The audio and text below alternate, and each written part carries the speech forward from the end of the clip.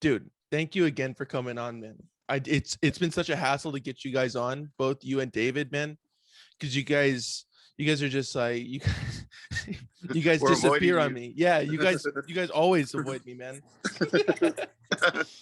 But how you doing, man? You doing good or what? Yeah, I'm doing great, man. I'm excited. We got our first show coming, our official show coming back, because we've done a few gigs, but they were a little bit different than what we were used to.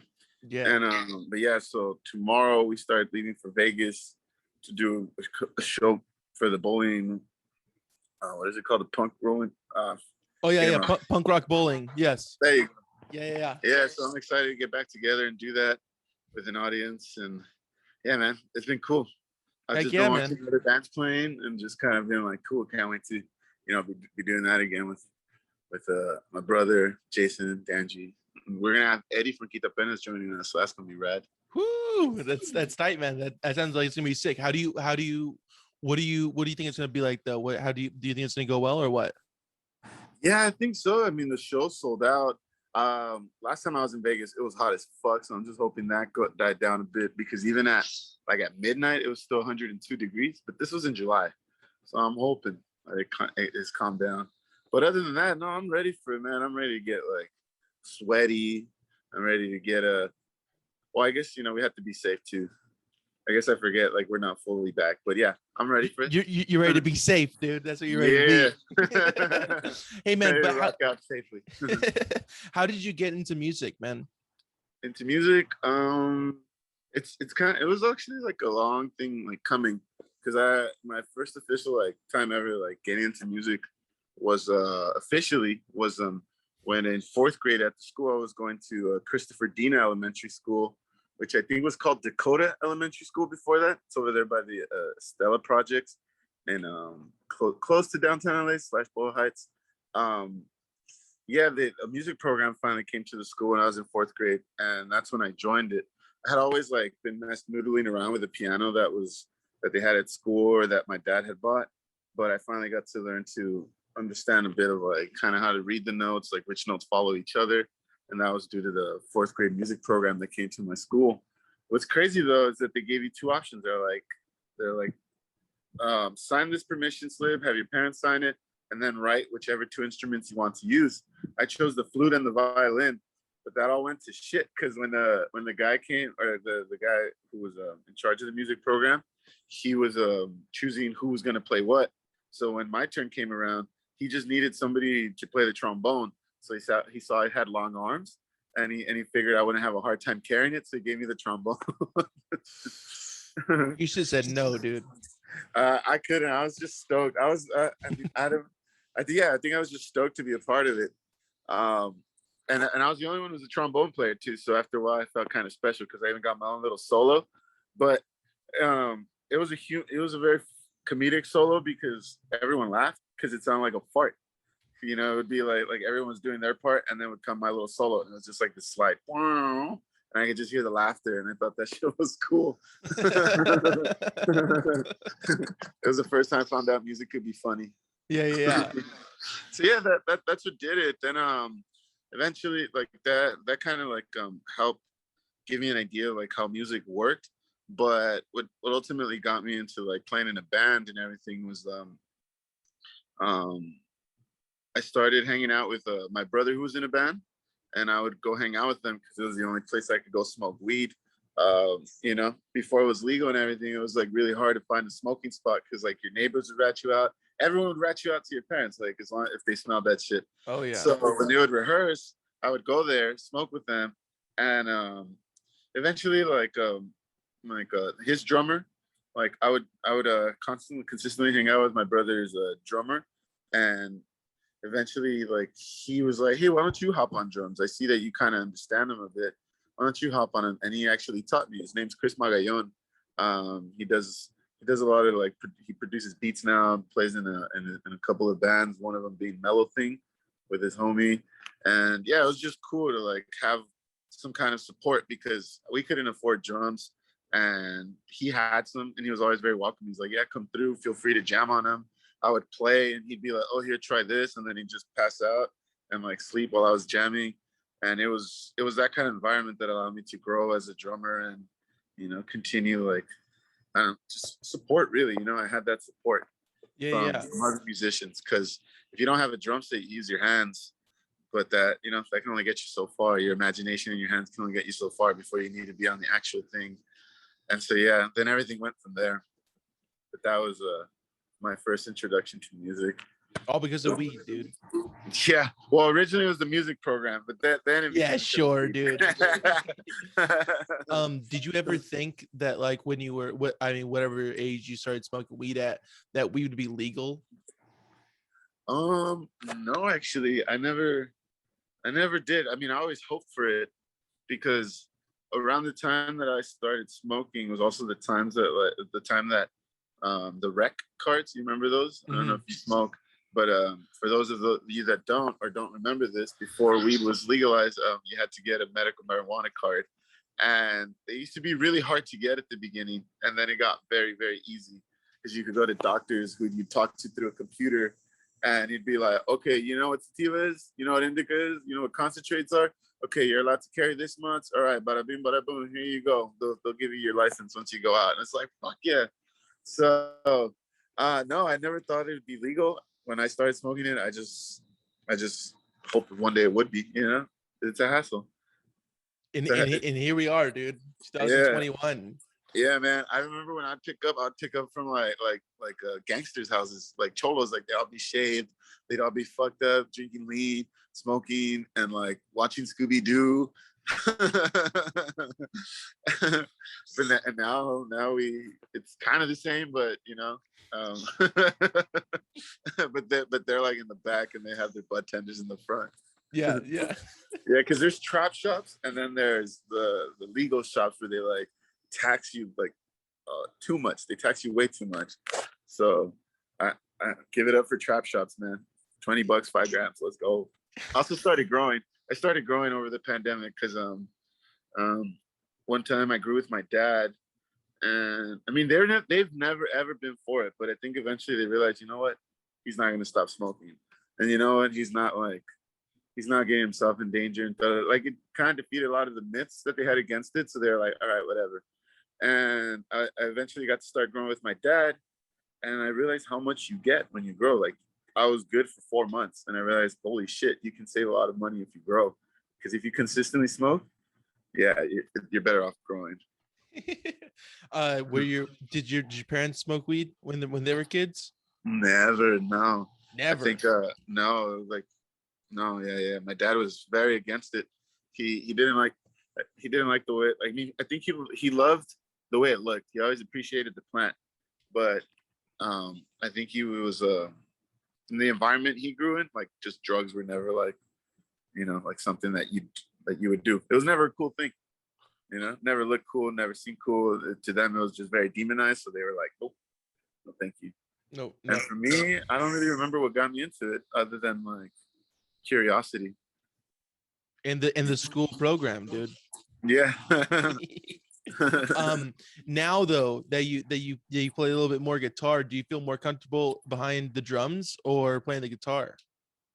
So I'll always feel more comfortable on the drums, because if you like start playing a song and something, like I would probably find it a lot easier.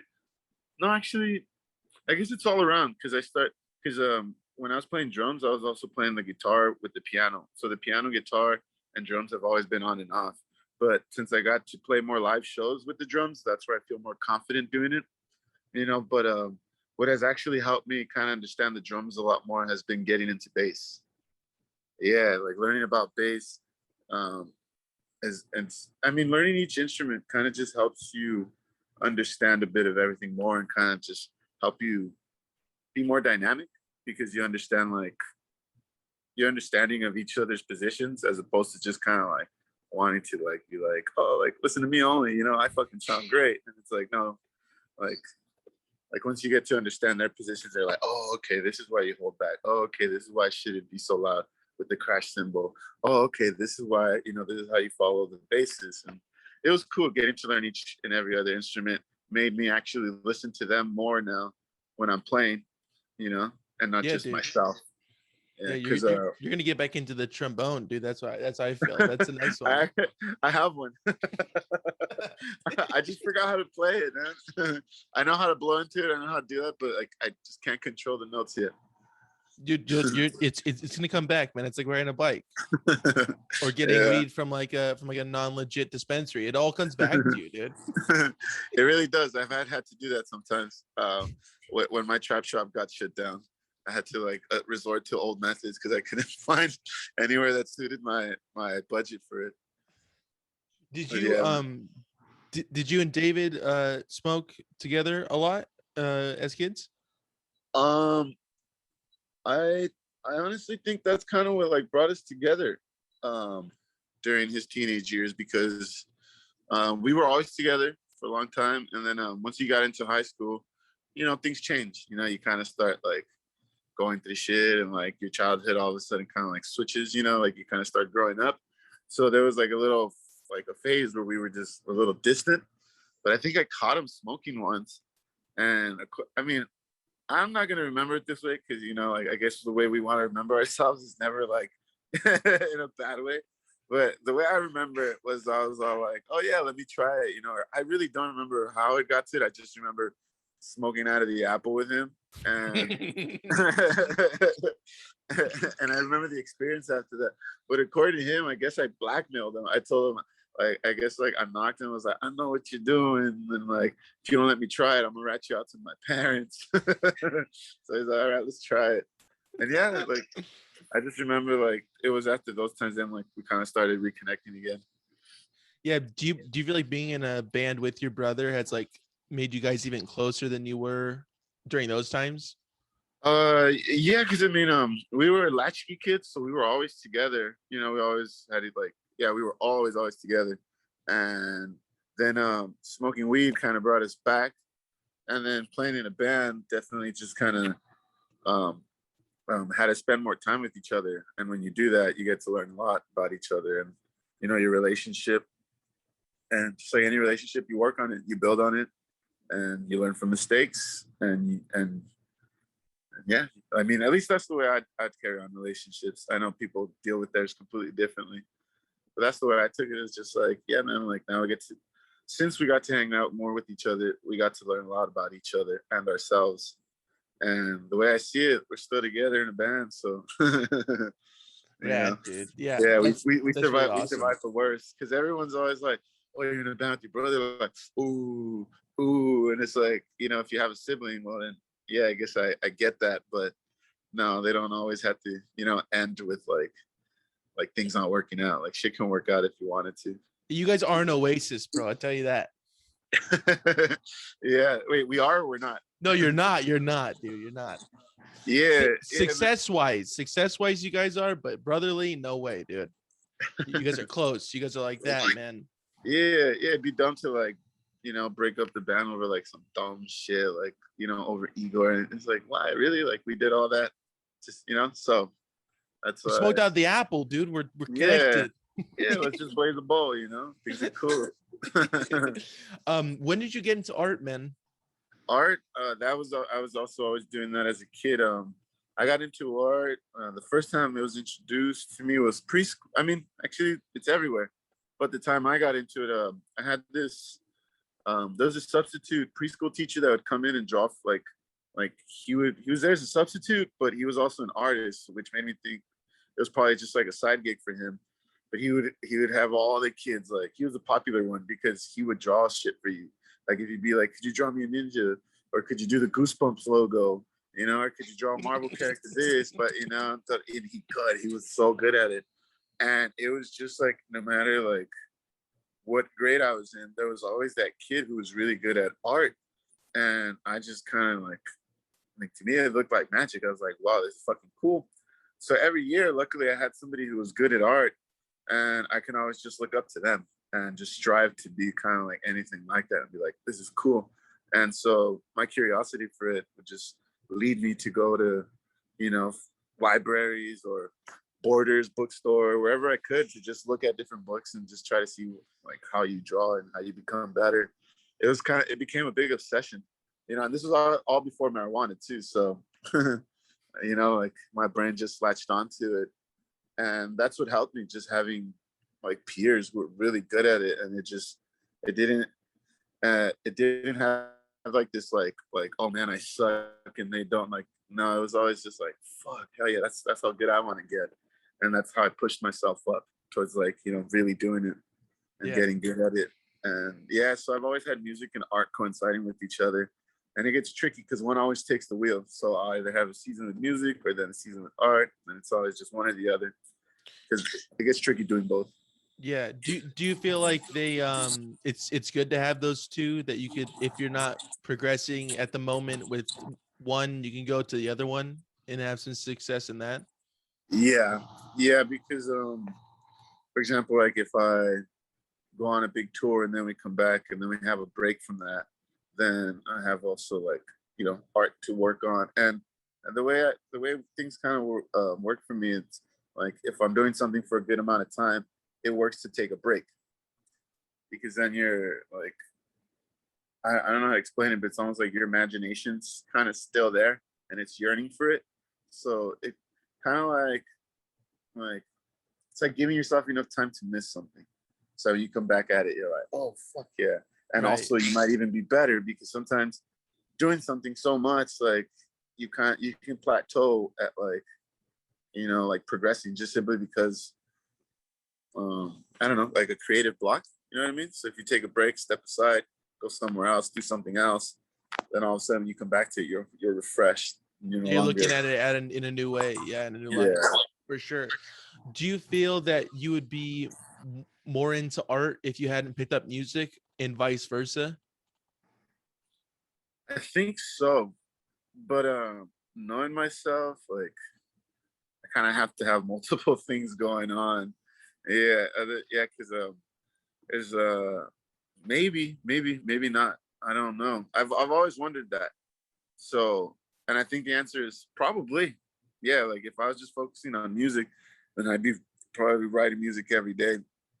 But then again, I see myself like I see how I am with both music and art, and I like to take it like chill sometimes, because you got to be in the right mood to get to work, like creatively.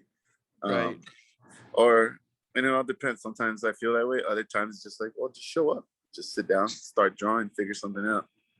But I guess to answer your question, maybe. Yeah, dude. That's what I was looking for. That was the answer, dude. When do you feel the most creative? The most creative, I think I feel the most creative when like time's running out. Oh, so like you're like a deadline guy. You like need, like you're back up Kind against of. the wall. Yeah. Well, I mean, I guess for when it comes to like making like decisions for like maybe how to make money, like I feel like once the pressure's there, then that's kind of like when like the business part kicks in. But for like just being creative, honestly, I think all it takes is for me to just redirect like my thinking to just like drawing it out, because like a lot of the creativity that I get is just sporadic. Like it'll be like within a saying, it'll be like, hey, that sounds cool. Or maybe I'll just draw a circle and then start drawing faces in there.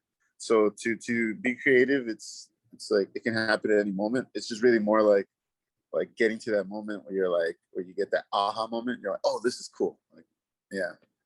Yeah. Yeah. So yeah, anytime really. Mhm. Yeah. Do you think that you would have made it this far in music if you hadn't joined a band with your brother? I want to say yes, but I think I should give credit where credit's due, because I've always felt like, although I'm in the band and like I kind of help carry things one way, I feel like my brother is the one who kind of like with a certain decision making and like I guess strategy, or just sort of the way that like he has a vision for like when to like do certain things. I think that's kind of like what's always gone, because he always be like, what do you think about this? And I'm always like, I'm down. So I think like we fuel each other, and it's just kind of like this fuel between the two of us. So like he'll feel like certain ideas, and then I'll feel like the energy to like get us there. The optimism is like, no, we can fucking do this. Yeah. So Yeah. yeah, I think it's definitely like, but yeah, I don't think I would have gotten this far had I not joined the band with my brother. Mhm. Yeah. Had I joined the band with someone else, I don't know. You never know how things play out, but I definitely do understand that like we're at where we're at today because of the way that like my brother wanted to like, you know, carry certain things. For sure, So man. Yeah. yeah, so I always appreciate that. Because yeah, And you can he admit managed that, us. dude. Yeah. Sometimes people can't admit that, but dude, you guys are like just like the the poster children for what brothers should be, man.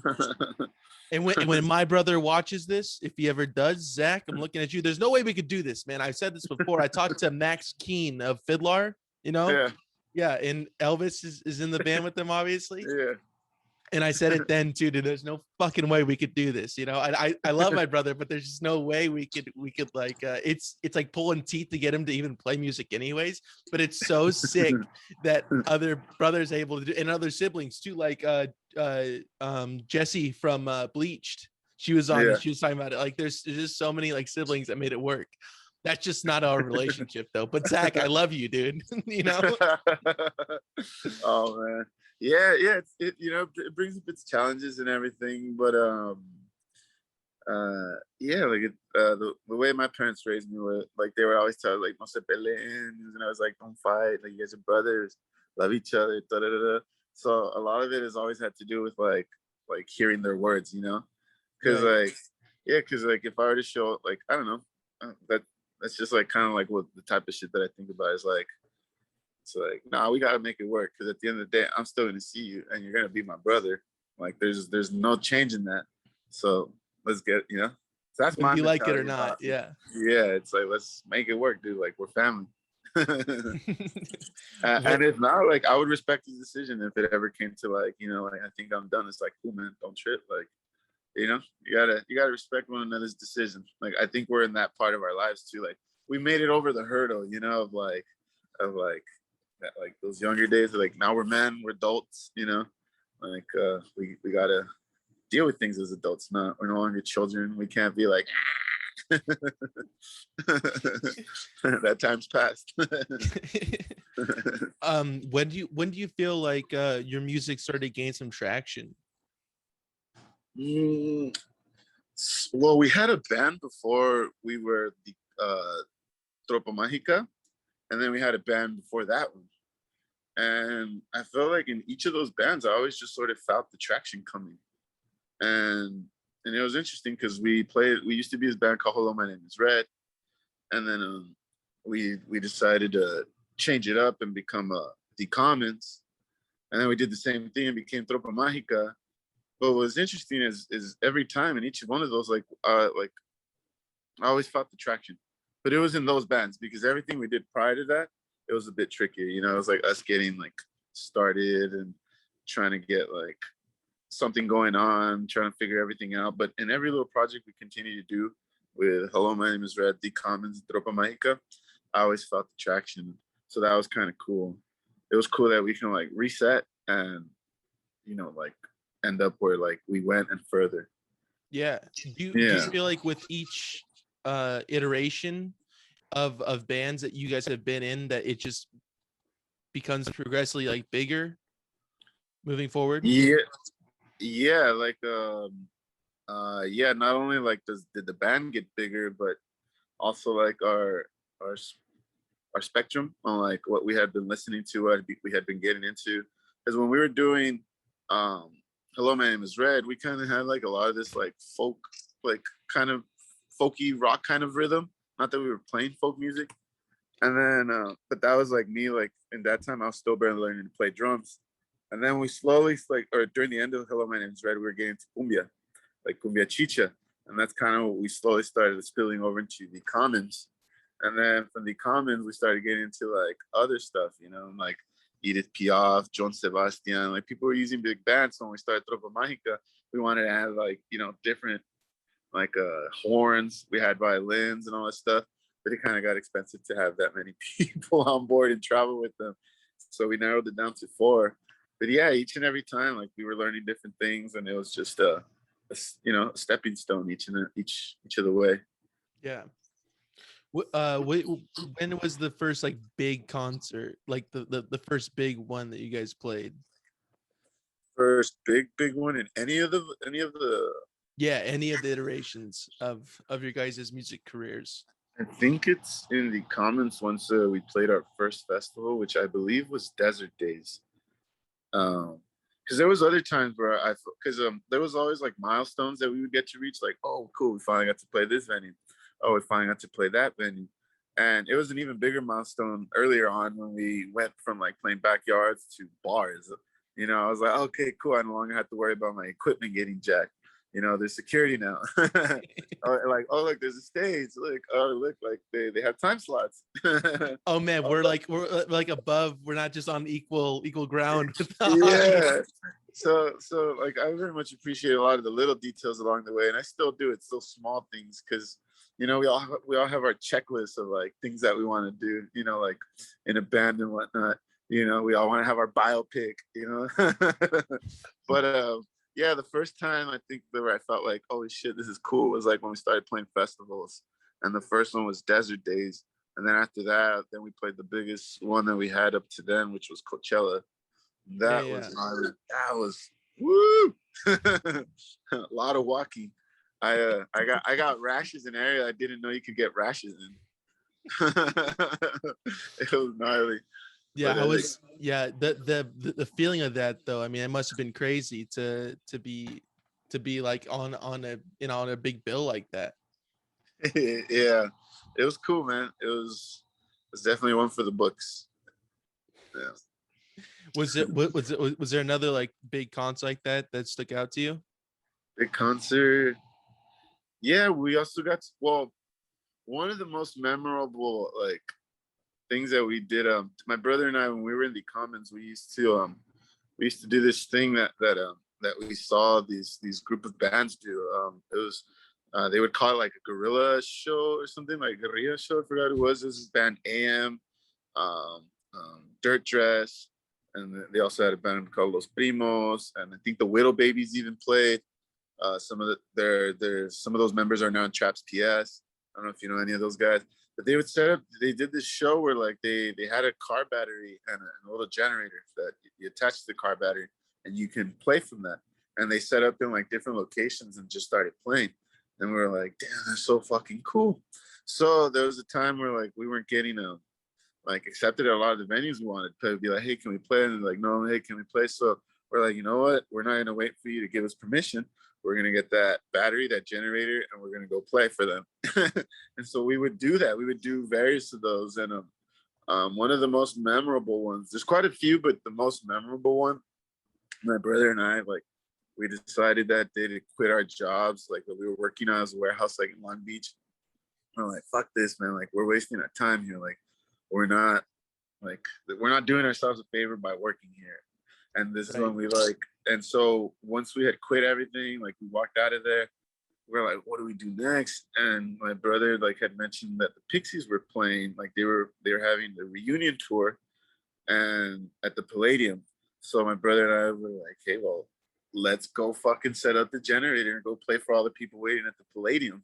Like we could technically open up for the Pixies. And so we get there, we're nervous as shit. We don't know like how things are gonna play out. We understand what we're doing can we can get stopped at any moment by police and whatever. But we get there, we set up, we play. My brother fucking breaks his guitar. Everyone's like in shock. They're like, what the fuck? And we like take off.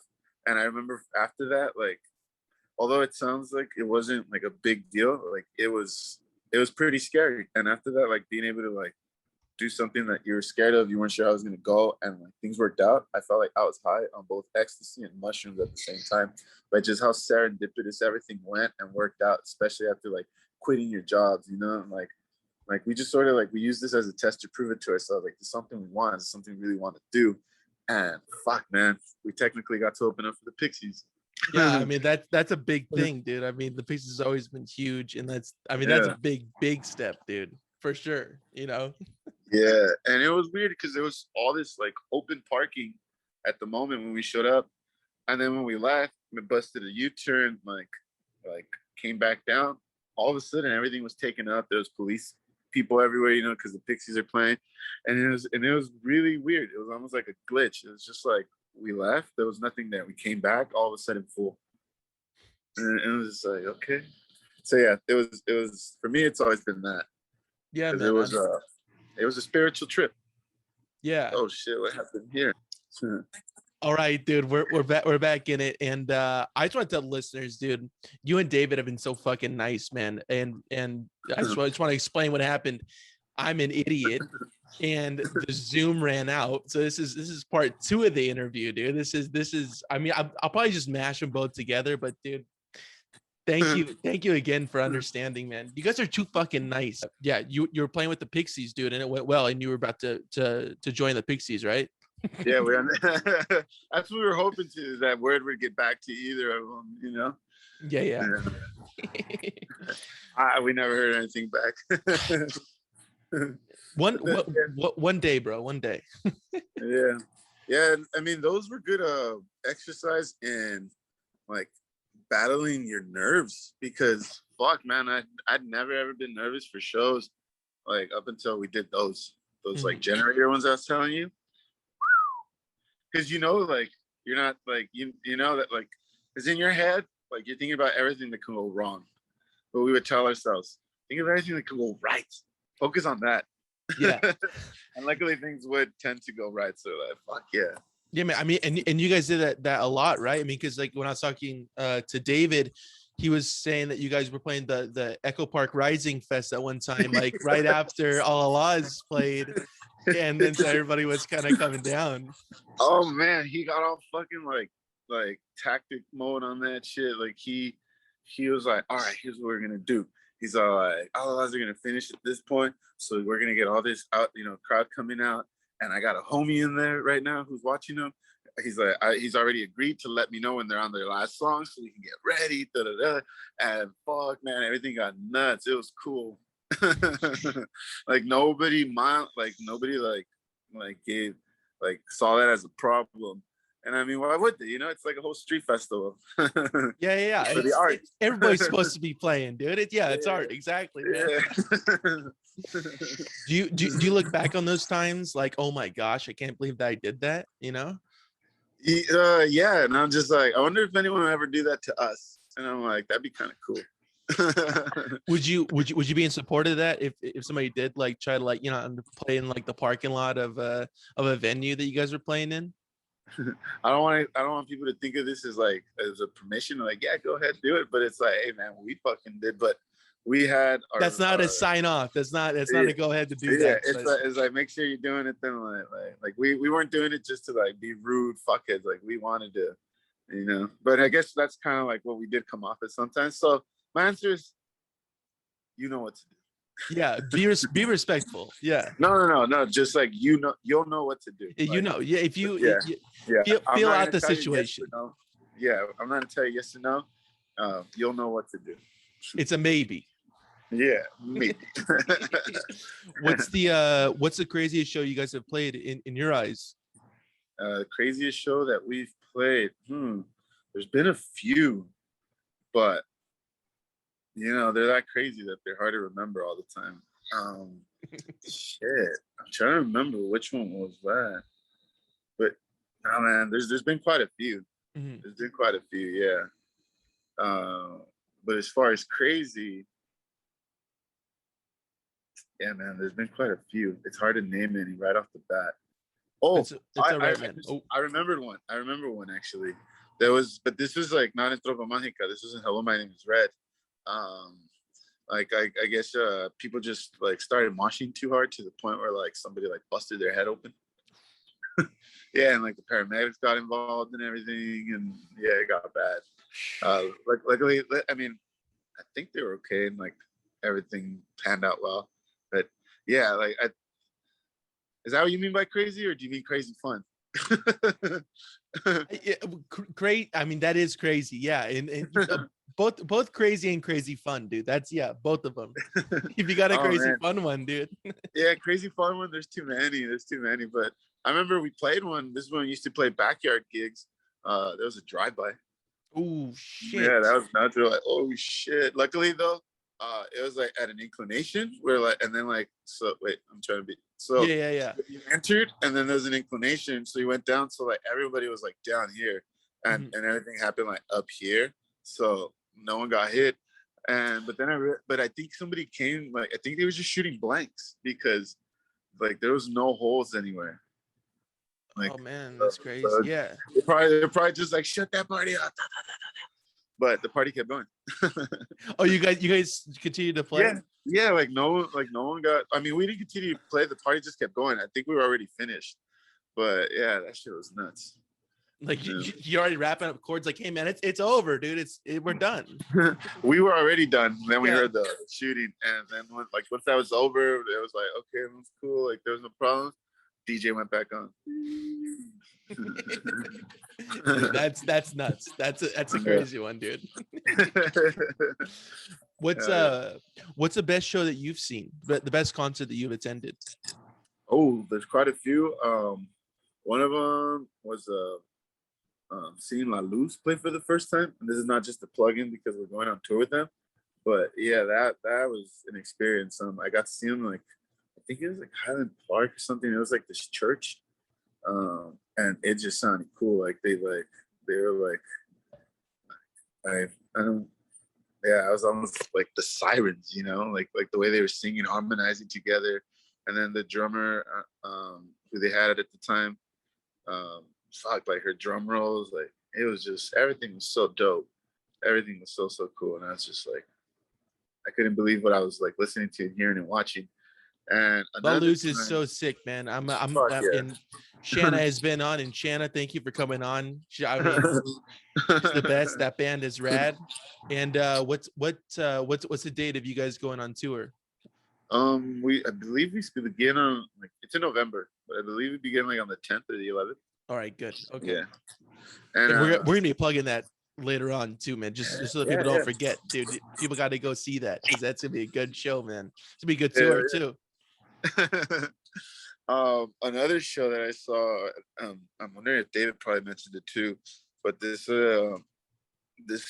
changed our lives because we were normally like with amongst the community of musicians that like we were playing with, and that we were trying to like learn from. They knew how to play a lot of the music like the way it's supposed to, whether it was cumbia or, you know, vallenata, like just like, you know, they really understood it. And my brother and I, we didn't know it, you know, like the counts and stuff like that. We just sort of like learn, like try to do things like based off our ears. So when we attempted to do like cumbia and stuff like that, like we were very rock and roll about it, you know, and like it was very like dun dun dun, and like it didn't sound like the way you would usually hear it, you know, like at your parents' house and stuff like that. So we knew that like what we were doing was a little like offish, and we kind of felt a little bit like, you know, like we didn't know how to feel about it necessarily until we saw this band called Cumbia Queers. I believe they're from Argentina, and my brother and I went. We go to this spot called the M Bar. It's no longer there. It's in Boyle Heights, and they're supposed to play. We heard of them. We show up. They show up like about 2-3 hours. I forgot how late. They show up really late. But this is how good they are. Everyone's waited, even though they were like starting to like, you know, complain. Everyone waited. They finally show up. Turns out they went to the wrong M Bar, like in Hollywood or something. And yeah, so they show up. They set up. They do their thing. They're like these like group of like, you know, like touring musicians. They're like, you know, you can tell they've been touring for a while because, you know, the must and everything. So it got like, it was cool. Like immediately they start fucking rocking out, and they do this cover of Iron Man, but they cumbiafy it.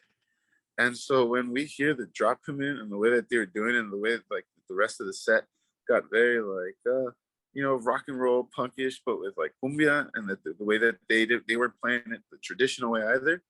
It just was like David and I looked at each other and we're like, no fucking way, like you can do that. And that's when it was almost like this like unofficial thing that happened, but it was almost like they gave us like the permission, like go ahead and rock on with cumbia, like that's okay. And we felt like, all right, cool, like dope. Like it was just cool to see somebody else, you know, messing around like that. It turns out that that's something that has been around. We just hadn't heard of those bands or like, you know, heard of any of these covers. But yeah, like if you were to like any song that you like, if you were to look it up and probably and then type in cumbia cover, you might find it. Like there's so many cumbia covers of like English songs, and it just blew our minds and like kind of just told us like it's okay, like yeah, like keep doing what you guys are doing. And yeah, like to me that was one of the most inspirational shows that changed the course of how we viewed our music and ourselves. We're like, okay, this is, you know, like we got the go from the music gods. That's rad, dude. How do your parents view like the music that you make? Are they like stoked on it, that it's kind of rooted in what they were showing you as kids? um, I believe so, because if not so much, the only thing they were vocal about was just making sure that like like going into music is a risk, you know, like and but they never like were like don't do it, you know. Obviously that's why like they supported us enough to eventually like, you know, like buy my brother his first guitar or me my first drum set. um and yeah, so I think it was just that they were always supportive of it. But it was always my grandparents and uncles and aunts who were the ones who like anytime we play for them or like, you know, just yeah, just play for them and bring a guitar around and just sing in English. They'd be like, they would tell us uh, in Spanish, but basically what they were telling us was like learn to play, you know, some Mexican music, like some rancheritas, you know, like learn to Sure. play corridos, like, you know, like learn some paisitas is what they would call it, you know, like paisano, villager, you know. And so they were the ones who always told us that, and because they were like, that's where the money's at, that's where the money's at, like make your money there, because that's what a lot of like bands that they know would do, like they would just become cover bands and then they become that band you hire, so they knew that there was always like fat money in that. But so once we did started playing it, oh man, they loved it. Now my grandma always pulls up a chair, she's like ready to listen, and they appreciate it, and it's cool. It was cool seeing that transition, and yeah, I think they're proud. You know, due to like, oh, that's another moment that I remember as a cool concert we got to play Tropicalia, because we played it with the first time we played with Los Tigres del Norte, and my dad, who's a big fan of theirs, got to meet him. Like, yeah, the whole story is we gave Los Tigres del Norte a shout out in the newspaper, and I guess I don't think it was their manager. I think it might have been like a tour manager or something. But he came up to my brother, and he was like, "Hey," I was like, "I like what you guys said in the newspaper." And my brother got scared. He's like, "Fuck, what did we say?" And he's like, "I like how you guys gave a shout out to Los Tigres del Norte, da, da, da, da, on this, da, you know, gave us the lowdown." And that's when my brother goes like, "Hey, can we meet him?"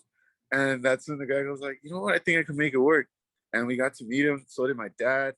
And that was the moment I knew, like, I was like, all right, cool, like we did it. Because my, you know, like if we went from a point of like like you know, like me for example begging like, come on, please give me some drums, like give me some drums, not realizing how expensive they were, you know, just kind of like just be like, please, and like finally ready, and just to go from that moment to like having our music like be the reason why like my dad got to meet some of his musical heroes. It's That like, shit's oh tight, shit. dude. That I was like, feeling must have been so fuck yeah. rad, man. Yeah. Hell yeah. We have a Yeah. picture and everything. And yeah, and then he got to meet more members and like for the rest of the Tropicalias, but that's when it began for me.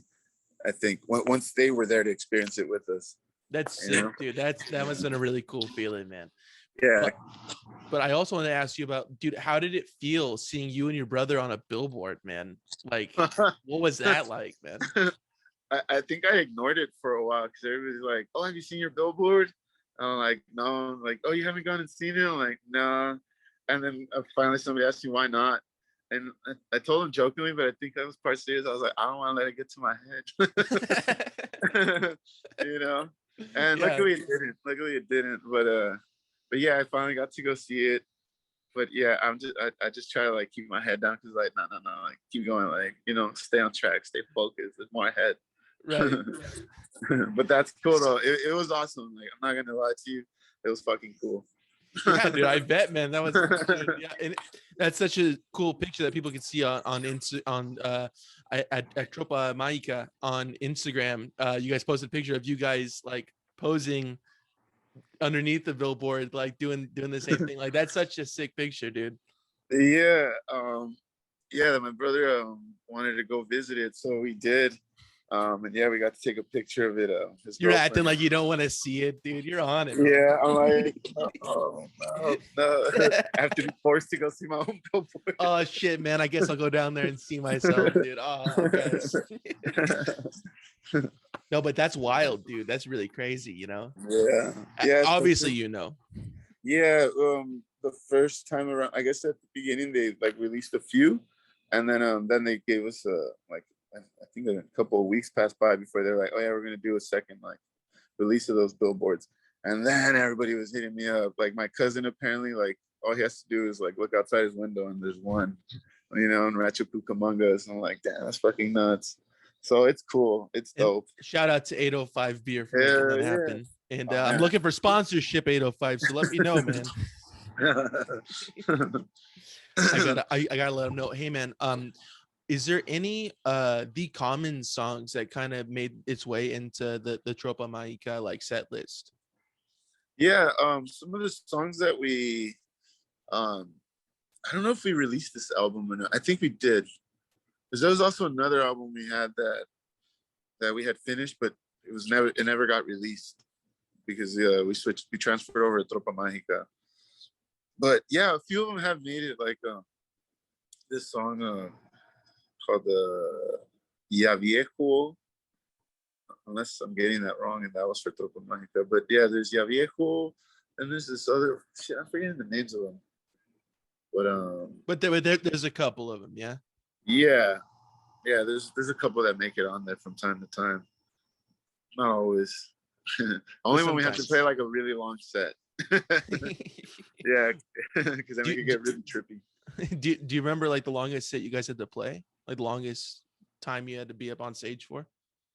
It's usually an hour, but yeah, I think the most we've done is an hour. I want to say we've done longer, but I don't want to lie. Yeah, don't do it on this podcast, man. That's not what this is for. Do you guys remember? Yeah. Do you remember the first song you and David wrote for any band? Together, or like that we worked on, like together? Together. That I can recall, I think one of them was La Flor, which is for Tropa Magica, because it was during. Oh no, there's actually another one. Yeah, there's another one called At the Table that we worked on, but that was in the Commons.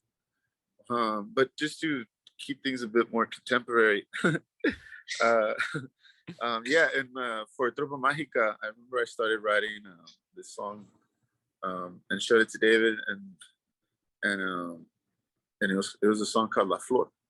La Flor. It was just like a riff that I had on a piano that I could actually play it, but not one.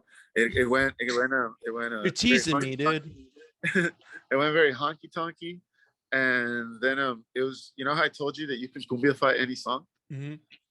So I was learning about that and was like, okay, well, I'm gonna cumbiafy this honky tonky ass song, and yeah, we ended up with La Flor.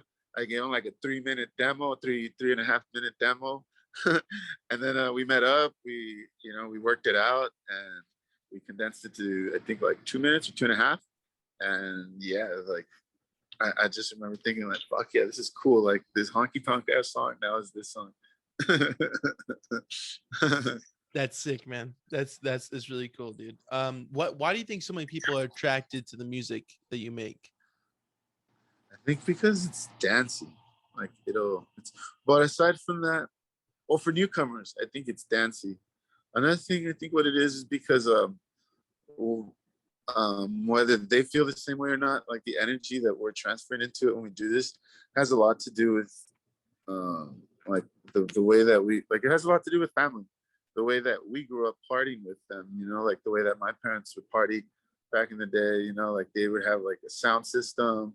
Well, not my parents necessarily, but like family, like cousins and shit. Like my parents back before would go out to parties a lot more. They were younger, so they would, you know, everyone was. They would go with like their cousins or their aunts or or my grandma's, you know, cousins. It was like, I don't know. I was fortunate to have a lot of family spread around. that I got to like, you know, meet a lot of, and they were here. And so yeah, they would have parties like fucking Mexico style, and they'd bring us some like a sound system, lights, smoke, fog machines, you know. Like if it was a baptism, like there was more beer than soda, you know, it was like it was a rager. And it's that vibe that like we grew up with that we always remember, and that like as far as I know, like we kind of encapsulate in the music, not all the time, but at least when it came to like the cumbia stuff, and like when we were reconnecting with that. And so we carry a lot of that energy into it. So, and it was a very like child energy, you know, like fucking infinite energy, like no, I don't want to go home type of shit. And it's that we take into it. It's that energy attitude we put into it. So on top of it being dancey, you know, it's sassy as fuck, and it wants to have a good time. And do you feel Fun. like you have, it's like it's kind of people are feeding off of your energy, your guys' energy up on stage? Do you think it's Yeah, reciprocated? yeah. So yeah, it's definitely a give and take, but we don't go in there with the idea of taking, because we've always just like we'll be the generators, you know. And then if you guys like plug in, bam, we're gonna fucking have an electricity fest. Guerrilla style, dude. Yeah, yeah. So we Dude, always go there ready to give, and if they're ready to receive, then it becomes this, yeah, like this dope back and forth energy field. Then it only gets much stronger with that. heck yeah, man. That's rad. What do you see for the future of Tropa Magica? Hopefully, some movies, acting deals, mansions. No, I'm just kidding. No. Well, we have as far as like in next year, or like just in general. In general, in general. In general would be to like, The movies, the mansions. yeah, like get Besides our own that. biopics, you know. Yeah. I'll get played by Felipe Esparza. Yeah.